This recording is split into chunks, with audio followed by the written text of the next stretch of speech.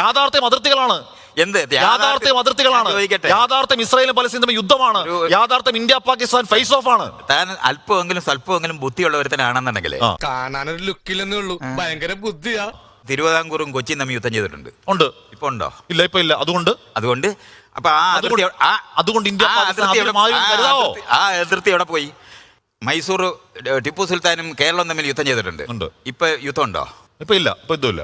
മുല്ലപ്പെരിയാർ എന്ന് പറയുന്ന ഇഷ്യൂ വരുന്ന സമയത്ത് തമിഴിനും മലയാളിയായിട്ട് സംസാരിക്കുമല്ലോ.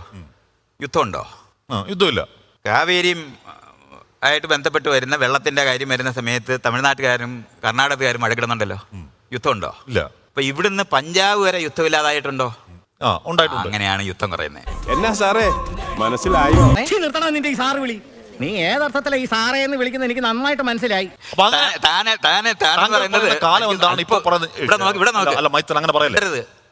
എന്നോട് ഇയാൾ ചോദിച്ചു, ഇയാൾ പറഞ്ഞു കഴിഞ്ഞാണ് മിണ്ടരുത്. ഇവിടെ നിന്ന് പഞ്ചാബ് വരെ യാത്ര ചെയ്യുന്ന സമയത്ത് 1000 യുദ്ധം ചെയ്യേണ്ടിയിരുന്ന ഒരു ലോകമായിരുന്നത്. ആ സ്ഥലത്ത് നിന്ന് ആ യുദ്ധങ്ങൾ ഒഴിവായിപ്പോയി. 1-ാം ലോകമഹായുദ്ധവും 2-ാം ലോകമഹായുദ്ധവും ട്രെഞ്ച് വാർഫെയർ നടത്തിയ സ്ഥലമാണ് ആ യൂറോപ്യൻ യൂണിയൻ എന്ന് പറയുന്നത്. ആ എന്ന് പറഞ്ഞാൽ ഫ്രഞ്ചുകാരും ജർമ്മൻകാരും ഇന്ന് അവിടെ ചെങ്കൻ വിസയിൽ 28 രാജ്യത്തിനകത്ത് നടന്നു പോവാം. ഈ ലോകം മാറിക്കൊണ്ടിരിക്കുന്ന കാണാതെ അതിർത്തി ഭയങ്കര സംഭവമാണെന്നൊക്കെ എനിക്ക് പറഞ്ഞ് മനസ്സിലാക്കാനും തനിക്ക് അസാമാന്യമായ വിവരക്കേടുണ്ടെങ്കിൽ കോട്ടിട്ട മണ്ടൻ